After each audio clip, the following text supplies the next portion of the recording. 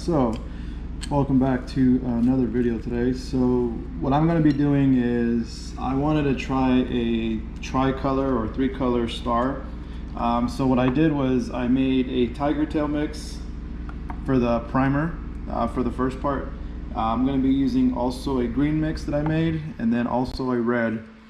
I'm going to be pressing those with my 3/8 star plate, and then I'm going to press them in layers. So the first layer will be tiger tail, second layer will be red or green, doesn't matter, and then the third will be the last color. All right, just gotta make sure I have my gloves. So I know some of the subscribers to my channel are new, some of you guys, and I do appreciate that.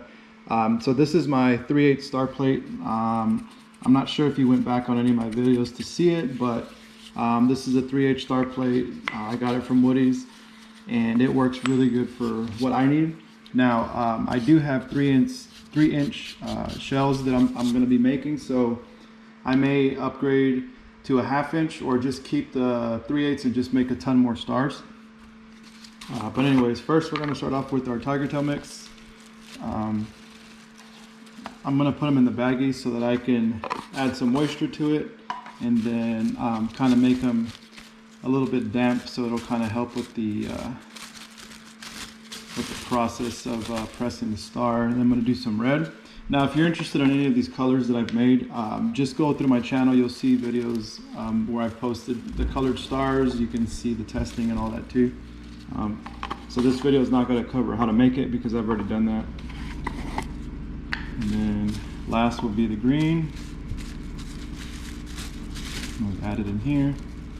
Now it's important to remember that when adding moisture to these star mixes, you don't want to put too much because then it'll take forever to dry, but you also don't want to put too much because it's not supposed to be granulated. It's supposed to just be damp enough to be pressed into a puck pretty much, and then that's pretty much what you're doing. So right here I have a mix of 25% water and 75 alcohol, or it might be vice versa. I can't remember right now, but I know it's a mixture of not straight water or not straight alcohol. So a couple of sprays in there, and I like to kind of just get it in the corner and kind of mix it up a little bit. When it feels like it's almost like a wet sand, that's the consistency you want. You don't want it to be glistening and all that like putty for black powder, so just make sure you pay attention to that. And it's easier to start off with a smaller amount versus trying to put a ton of it up in front, and you can't remove the moisture unless you allow it to dry. So you want to add it little by little, and along with the alcohol I can kind of feel the composition getting cold. So I can feel it getting colder, so I can feel when it turns into that consistency that I need. And you'll know when it's ready because if you take some and you pinch it in between your fingers and it kind of holds together, that's kind of what you're looking for. So I'm going to add just a little bit more moisture. Just going to mix it up. And what I might do is I might kind of just skip through the mixing process, just because it's just to save time on the video. It's not going to change anything, but I'll show the process of pressing them. Let me just mix the rest of these guys up and then I will come right back. All right, so I got them all with moisture added into them. So now I'm going to begin the process of getting them pressed. Now for this, I'm just using my press with the star. You can use this exact same setup with an arbor press. You don't necessarily need a press for it. So these are actually intended for the arbor press, because that's when I initially bought it. I didn't have my hydraulic press at the time. So these actually work really good with just your arbor press. Now unfortunately for these, you can't just hand ram them or anything like that. You pretty much have to, you can't do that because it's not going to create enough pressure for one, and you need to be able to create like a sandwich of pressure in order for it to hold. So that's why you're not going to do that. You could do a single pump press if you wanted to. They sell those online pretty cheap. Those you can hand ram and they make single stars, so you just keep doing that. Now as far as the mix goes, I only made 10 grams of each.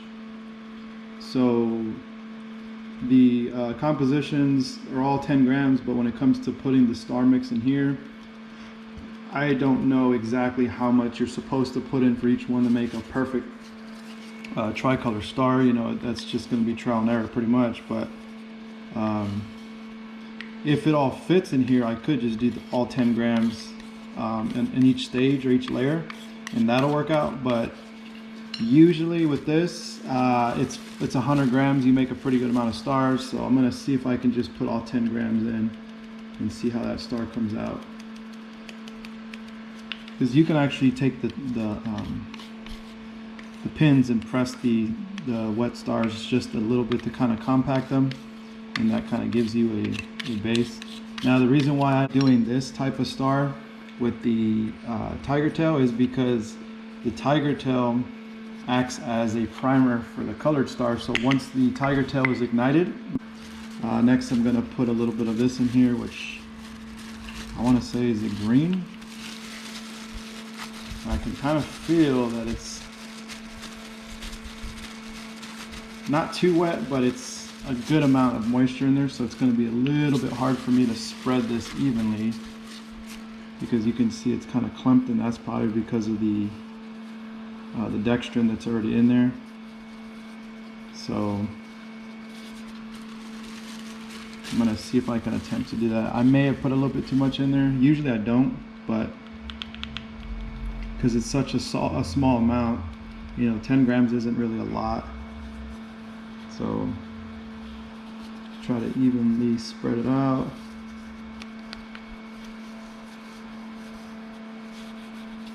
And I think on the colors I'll just dump all of it in there, just because I want more color than I do tiger tail. Like I mentioned, tiger tail is just going to be pretty much a primer for this color. So yeah, it's a little bit moist, but it'll still work. Okay, so kind of fill those cavities in, press them down with this guy. So they're not going to burn as long as they would if they were, you know, the 1/2 inch or something. So that's also something to keep in mind. I like the smaller stars because I was using them for my rocket headings and stuff, and I wasn't using anything crazy as far as like huge headers and stuff like that. It was just more along the lines of, you know, taking a piece of tube, cutting that, and applying it on top of another rocket tube or something. But I actually did buy the inserts online, so those inserts are pretty much what you use to put on top of the rocket tube to give it a more professional look, but also to function as a means to holding your star compositions or your flash or whatever. So that's the reason why I did that. And then I kind of save a little bit of money on using like other rocket tubes, you know. So there's different ways you can do it, so just keep in mind that my stuff is just like a recommendation. It's not like how you're supposed to do it. Press them in there like so, and that kind of just fills in the voids right there, and now they're a little bit more flat. So this here is going to be used for your 3/8 inch stars. I generally don't use it because I like a longer star, but we'll still use them anyway. Obviously it's not going to press down enough, so that's okay. So pretty much this guy is going to come over here to the press, and like I said, I already set it up to 1500 psi. It's going to press them down, nice and centered. Kind of hold it in place for a little bit to compress. Okay, now what I'm going to be doing is I'm going to move it around so I can get a better view of it, only because it's hard for me to see it. So what you're going to do now is you scrape off the excess, which I'm going to be throwing in here. I was supposed to glue this with the hot glue, but I'll do it in a second. So throw your excess in here. Okay. And then I take this 3D print extractor that I made. I'm just going to place it on top like so. And you don't want to press it all the way down, just enough, because you press it too far down, it's going to crack into the star and then it's going to mess it up. I'm just doing it for the extraction of the star plate.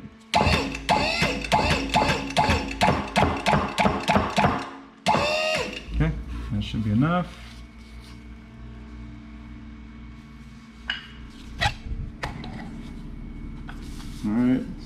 you can see that the tiger tail is in place. Get this camera. And then now once you have it loose like I did with the release, kind of just press it down. Oh, those fell out. That wasn't supposed to happen, but that's the tricky part. And that's why you kind of use these two to kind of keep it from doing that. But anyways, here are my stars. Now, some of the stars you can see that they are almost half tiger tail and some are not. So try to separate those. All right, so here's the few stars. So here's the few stars that I made. That's 10 grams, so that gives you, I don't know, roughly around 10 maybe. Not about 12, maybe 15 stars because you have a couple that are still half. Now that's the hard part about using such a small quantity, is adding the amount of moisture. If you put too much, like I said, you'll squish them together on the star plate, and then you'll see water come out. That's when you have too much moisture. If you don't have enough, it'll start to crumble. There was enough moisture in a few of them that it came out good, like this one right here. That's a nicely pressed one. You can see where it's got the tiger tail, half of it, and then the rest is going to be your color change. Hopefully it goes in order like how I put it, but we'll see whenever it's time to do the test, and then we'll see how well these stars work. And if it looks good, then I'll start making a bigger batch of stars. I do like to keep a lot of stars on hand. I have a lot more in here. There's different ones in there. I got tiger tails, D1 glitter, red and green stars. They're separate, but I want to see if I can throw them all into one.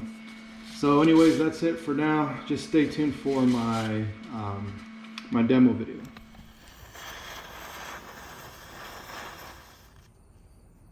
Okay, so it didn't light it.